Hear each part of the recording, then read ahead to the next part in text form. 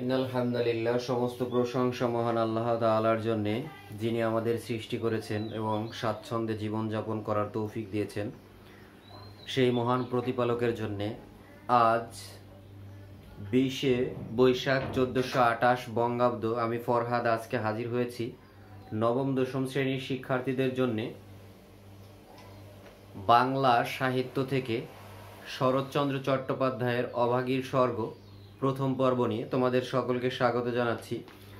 তো 1876 সালে উনি জন্মগ্রহণ করেন। কোথায় করেন সেটা পরের ব্যাপার। 1938 সালে মৃত্যুবরণ করেন। তো 1876 সন নিয়ে একটু কথা বলা যাক। 1876 সনে উনি ছাড়া আমার জানা মতে অন্য কোনো লেখক জন্মগ্রহণ করেননি, আমি যতটুকু জানি। তো এর 2 বছর উপরের দিকে যদি যাই, 1874 সালে রবার্ট ফর্স্ট জন্মগ্রহণ করেন। গিলবার্ট কে চেস্টারটন জন্মগ্রহণ করেন। তো রবার্ট ফর্স্ট 1963 সালে মৃত্যুবরণ করেন, আর গিলবার্ট কে চেস্টারটন উনি মৃত্যুবরণ করেন 1936 সালে। এছাড়া এই একই সালে আছে আর একজন, উইনস্টন চার্চিল।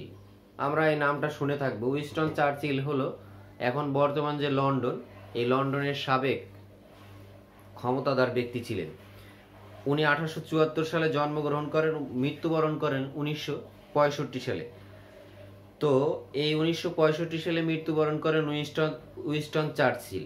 এখন এই 1874 থেকে যদি 2 বছর উপরের দিকে যাই, 1872 সালে আমরা নামটা যদি বলি সবাই জানবো। 1872 সালে জন্মগ্রহণ করেন বার্ট্রান্ড রাসেল। এই বার্ট্রান্ড রাসেল মৃত্যুবরণ করেন ওইটা ছিল 1872, আর মৃত্যুবরণ 100 বছর পরে 1972 সালে।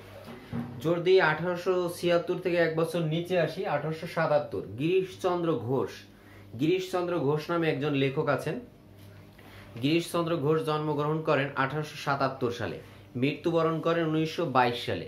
তো আমরা জানবো যে 1922 সালে জন্মগ্রহণ করেন সৈয়দ ওয়ালিউল্লাহ, বাংলা সাহিত্যের এক তেজস্বী সাহিত্যিক। এরপরে 1876 থেকে 2 বছর যদি নিচে যায়, 1 বছর নিচে যায় গিরিশচন্দ্র ঘোষ, 2 বছর নিচে গেলে 1878 যতীন্দ্রমোহন বাগচিকে আমরা জানি, বাঁশবাগানের মাথার উপর চাঁদ উঠেছে ওই। আর মৃত্যুবরণ করেন উনি 1948 সালে। এই একই সনে আছে ডন মার্কুইন মৃত্যুবরণ করেন 1937 সালে। এখন কথা হলো যে আপনি এত কিছু বলে আমাদের লাভ কি? এই যে সন দিয়ে 1 মার্ক যদি পরীক্ষায় থাকে যে কোনো জেথায়, তো এই সনের সিরিয়াল অনুযায়ী মনে রাখা একটু সহজ, তাই বললাম।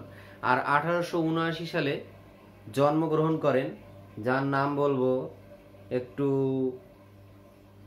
অবশ্যই আমরা জানি, আলবার্ট আইনস্টাইন। এই আলবার্ট আইনস্টাইন জন্মগ্রহণ করেন 1879 সালে, মৃত্যুবরণ করেন 1955 সালে। এই একই সনে জন্মগ্রহণ করেন নেতাজি সুভাষ চন্দ্র বসু, মৃত্যুবরণ করেন 1945 সালে। তারও 1880-তে আছে, তো এত দূরে আর যাব না, 1880 বাদ। এবার চলে যাব পাঠে, অভাগীর স্বর্গ। অভাগা থেকে অভাগী শব্দটা আসছে স্বর্গ। এখন স্বর্গ নিয়ে দুটো কথা বলি, নামটা নিয়ে। এখানে বটা যদি বাদ দেই তাহলে হবে স্বর্গ, অর্থ হলো অনুচ্ছেদ, অধ্যায়, পরিচ্ছেদ। এইটা যদি বটা বাদ দেই, দন্ত স গয়ের স্বর্গ, এই স্বর্গ মানে অনুচ্ছেদ, অধ্যায়।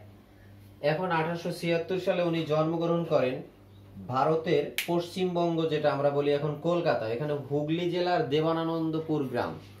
দেবানন্দ আর জীবনানন্দ, আর যদি এভাবে মনে রাখা না যায় দেবানন্দ, তাহলে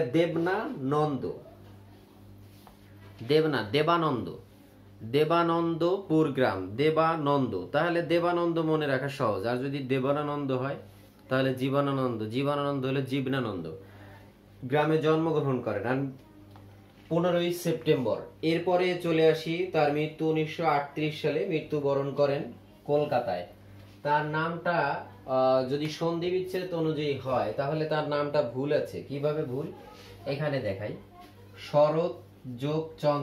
শরৎচন্দ্র, এটা হওয়ার উচিত ছিল শরৎচন্দ্র, এভাবে। এটা হলো সন্ধি বিচ্ছেদের নিয়ম অনুযায়ী আসে।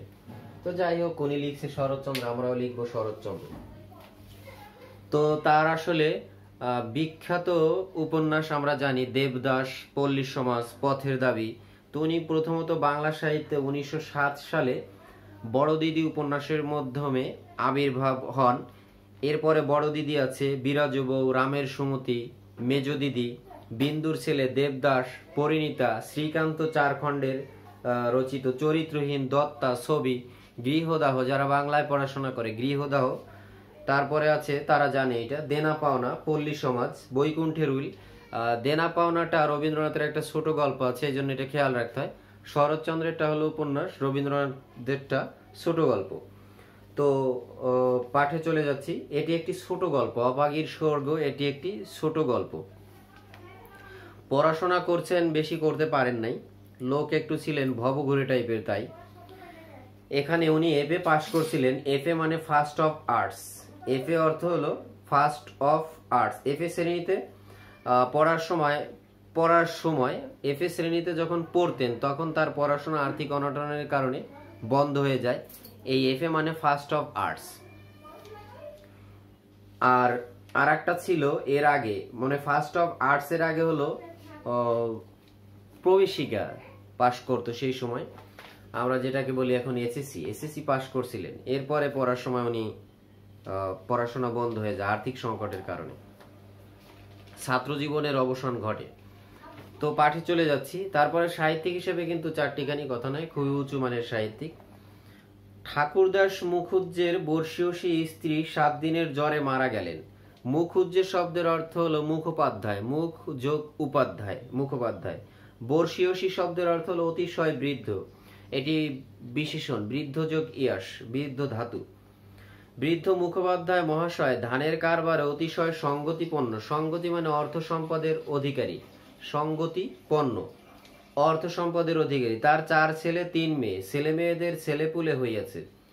4 ছেলে 3 মেয়ে কয়জন হয়? 7 জন, এগুলি মনে রাখতে হয়। 4 ছেলে 3 মেয়ে, ছেলে মেয়েদের ছেলেপুলে হইয়াছে। জামাইরা প্রতিবেশীর দল, চাকর বাকর, সে যেন একটা উৎসব বাঁধিয়া গেল। সমস্ত গ্রামের লোক ধুমধামের শবযাত্রা ভিড় করিয়া দেখিতে আসিল। মেয়েরা কাঁদিতে কাঁদিতে মায়ের 2 পায়ে গাঢ় করিয়া আলতা এবং মাথায় ঘন করিয়া সিন্দুর লেপিয়া দিল। বধূরা ললাট চন্দনে চর্চিত করিয়া বহুমূল্য বস্ত্রে শাশুড়ির দেহ আচ্ছাদিত করিয়া দিয়ে আঁচল দিয়া তাহার শেষ পদধূলি মুছাইয়া লইল। চর্চিত মানে হলো চর্চা করা হয়েছে এমন। তবে এখানে চর্চিত করতে বলতে মানে কি করা হয়, আর আচ্ছাদিত অর্থ হলো ঢাকা হয়েছে এমন।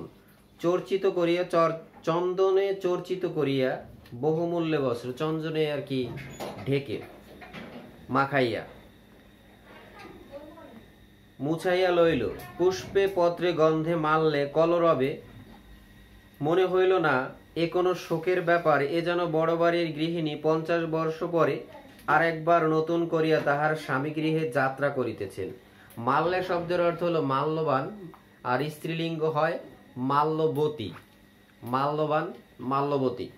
মানে এমন একটা অবস্থা তার মৃত্যুর, যে অন্ত্যেষ্টিক্রিয়া এমন একটা ব্যাপার যে মনে হয় যেন এটা তার আবার নতুন করে বিয়ে দেওয়া হচ্ছে, এটা মনে হচ্ছে না যে তার মৃত্যু যাত্রা। স্বামী গৃহে যাত্রা করিতেছেন। বৃদ্ধ মুখোপাধ্যায় শান্ত মুখে তাহার চিরদিনের সঙ্গিনীকে শেষ বিদায় দিয়ে অলক্ষে 2 ফোঁটা চোখের জল মুছিয়া শোকার্ত কন্যা ও বধূগণকে সান্ত্বনা দিতে লাগিলেন। প্রবল হরিধ্বনিতে প্রভাত আকাশ আলোড়িত করিয়া, প্রভাত আকাশ মানে তাহলে মনে হয় সকালের দিকে ঘটনা ঘটছে, আলোড়িত করিয়া সমস্ত গ্রাম সঙ্গে সঙ্গে চলিল। আর একটি প্রাণী একটু দূরে থাকিয়া এই দলের সঙ্গী হইল, সে কাঙ্গালির মা। আরেকটি প্রাণী, এখানে আরেকটি প্রাণী বলে তাকে তুচ্ছ করা হয়েছে। তুচ্ছ করার মানে হলো, কেন তুচ্ছ করা হয়েছে পাঠের সামনের দিকে গেলে বোঝা যাবে। উনি বাগদিদুলের ঘরের মেয়ে, যেটা হিন্দুদের নিচু জাতের একজন, এই জন্যে সে কাঙ্গালির মা। সে তাহার কুটির প্রাঙ্গণে গোটা কয়েক বেগুন তুলিয়া এই পথে হাটে চলিয়াছিল। এই দৃশ্য দেখে আর নড়িতে পারিল না, রহিল তাহার হাটে যাওয়া, রহিল তাহার আঁচলে বেগুন বাঁধা। সে চোখের জল মুছিতে মুছিতে সকলের পিছনে শ্মশানে আসিয়া উপস্থিত হইল। গ্রামের একান্তে গরুর নদীর তীরে শ্মশান। একান্তে, কাঙ্গালি বলতে বোঝায় নিঃস্ব, দরিদ্র, আর একান্তে মানে অন্যের অগোচরে, যেন কেউ না দেখে। না দেখলে আবার নিম্ন স্তরের মানুষ কি ঘটে, ছুত লাগতে পারে। গরুড় হলো পক্ষীরাজ, বিষ্ণুর বাহন। গরুড় নদীর তীরে শ্মশান, সেখানে পূর্বাহ্নে, পূর্বযোগ অহ্ন, পূর্বাহ্ন। পূর্বাহ্ন শব্দের অর্থ হলো দিবসের প্রথম অর্ধ, 12টার আগে। পূর্বাহ্নে কাঠের ভার, চন্দনের টুকরা, ঘৃত, মধু, ধূপ, ধুনা প্রভৃতি উপকরণ সঞ্চিত হয়েছিল। কাঙ্গালির মা ছোট জাত, দুলের মেয়ে বলিয়া কাছে যাইতে সাহস পাইল না।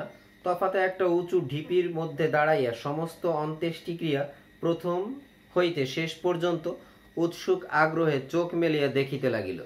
এখন কথা হলো, ধুনা মানে এখানে ধূপ ধুনা সমার্থক, ধুনাও যা ধূপতা।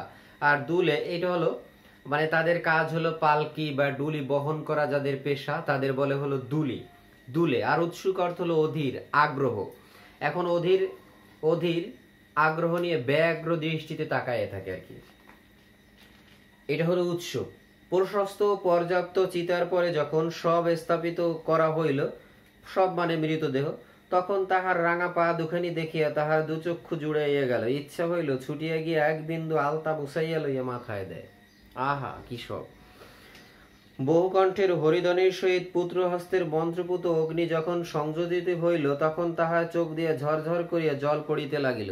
মনে মনে বারংবার বলিতে লাগিল, ভাগ্যি মানে মা, তুমি স্বর্গে যাচ্ছ, আমাকেও আশীর্বাদ করে যাও, আমিও যেন এমনই কাঙালির হাতের আগুনটুকু পাই। ছেলের হাতের আগুন সে তো সোজা কথা নয়, ছেলের হাতের আগুন সে যে সোজা কথা নয়। স্বামী পুত্র কন্যা নাতি নাতনি দাস দাসী পরিজন সমস্ত সংসার উজ্জ্বল রাখিয়া এই যে স্বর্গারোহণ দেখিয়া তাহার বুক ফুলিয়া ফুলিয়া উঠিতে লাগিল। এই সৌভাগ্যের সে যেন আর ইয়ত্তা করিতে পারিল না। ইয়ত্তা শব্দের অর্থ পরিমাণ, সংখ্যা। সে আর এর পরিমাণ করতে পারল না যে কি ভাগ্য নিয়ে জন্মিছে। সদ্য প্রজ্বলিত চিতার অজস্র ধোঁয়া নীল রঙের ছায়া ফেলিয়া ঘুরিয়ে ঘুরিয়ে আকাশে উঠিতেছিল। কাঙালির মা ইহারই মধ্যে ছোট একখানি রথের চেহারা যেন স্পষ্ট দেখিতে পাইল। গায়ে তাহার কত না ছবি আঁকা, চূড়ায় তাহার কত না লতাপাতা জড়ানো, ভিতরে কে যেন বসিয়া আছে। মুখ তাহার চেনা যায় না, কিন্তু সীতায় তাহার সিঁদুরের রেখা, পদতল দুটি আলতায় রাঙানো। ঊর্ধ্ব দৃষ্টে চাহিয়া কাঙালির মায়ের দুই চোখে অশ্রুর ধারা বহিতেছিল। এমন সময় একটি বহু বছর 14-15 ছেলে তাহার আঁচলে টান দিয়া কহিল, হেথায় তুই দাঁড়িয়ে আছিস মা, ভাত রাঁধবি নে? 14-15, কাঙালির বয়স কত? 14-15। তাহলে এতক্ষণে নায়কের দেখা মেল। নায়ক কি ও? নায়ক ওই, কিন্তু কেন্দ্রীয় চরিত্রে আছে ওর মা অভাগী।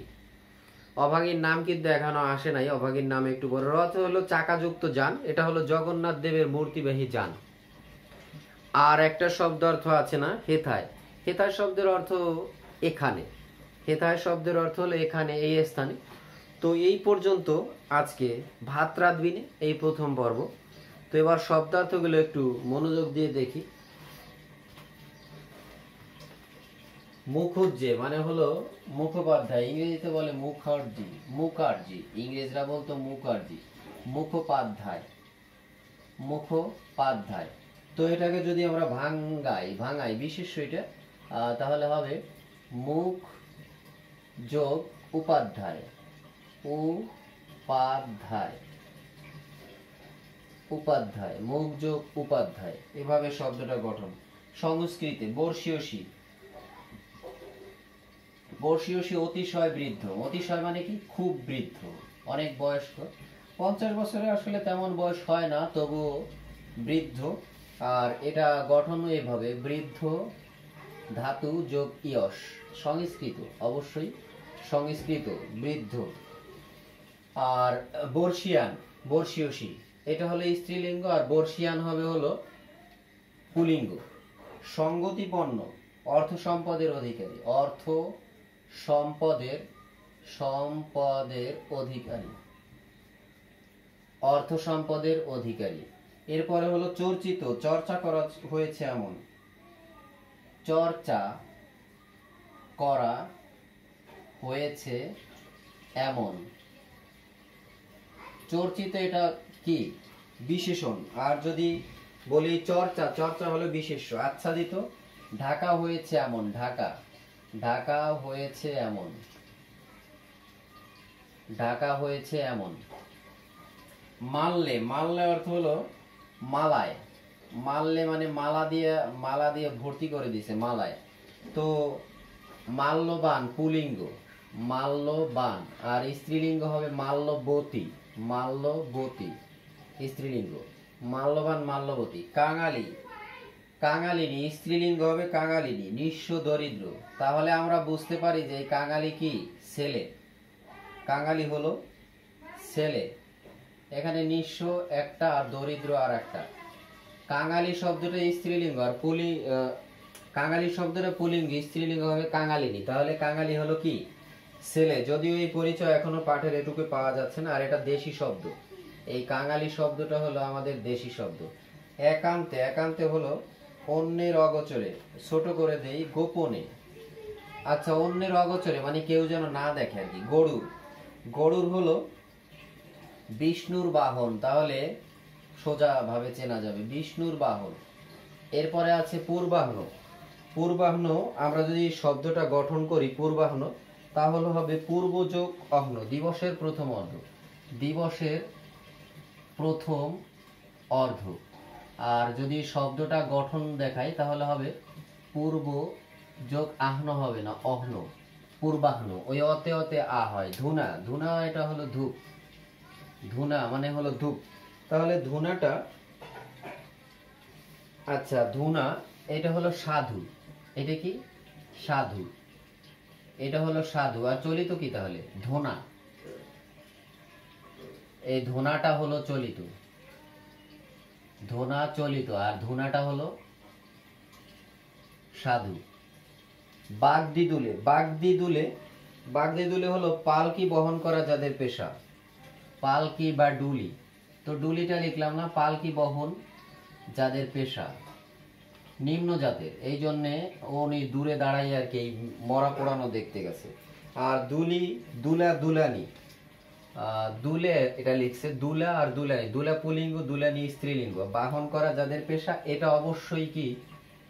বাংলা শব্দ। তো এখানে দেখাই দেশি শব্দ বাংলা শব্দ একই।